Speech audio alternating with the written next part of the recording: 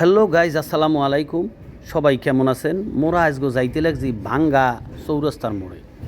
আসলে সবাই তো একলগে হইতে পারি না। ঈদের বন্ধে সব বন্ধু বান্ধব একলগে হইছি। একলগে হওয়ার পর কইতে লাগছি মোরা আজগো ভাঙ্গা ঘুরতে যাবো। তো যাবো কেমনে? মোরা আজগো বাইকে যাবো। তো মোটর সাইকেল দিয়ে ভাঙ্গা যাবো ঘুরতে।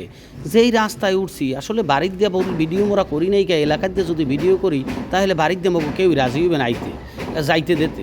কারণ এত সুন্দর রাস্তায় হাইওয়ে রোডে একসের দুর্ঘটনা ঘটে, এই ভয়টয় দেখাইয়ে মোক আজ দেবে না। তো সব দুর্ঘটনা উপেক্ষা করিয়া মোরা কিন্তু চলে যাইতে আছি। এখন আইয়ে পড়ছি মোরা হজরত জাতির পিতা ইব্রাহিম আলাইহিস সালাম সড়ক এবং টোল প্লাজা। টোলটা দিয়ে আমরা পাড়াই গেলাম। ওই পাশে পরিবেশটাই খুব সুন্দর লাগতে আছে। এই বাবলু আবার একটু সামনে আগুই নামিয়ে কারাই কয় মোর 5টা ছবি তুল।